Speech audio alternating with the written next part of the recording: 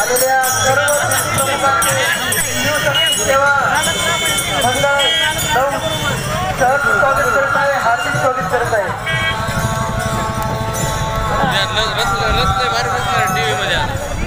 सर्व दिंडी प्रमुखांना विनंती आहे, आपापले महाप्रसाद घेऊन जावा. सर्व दिंडी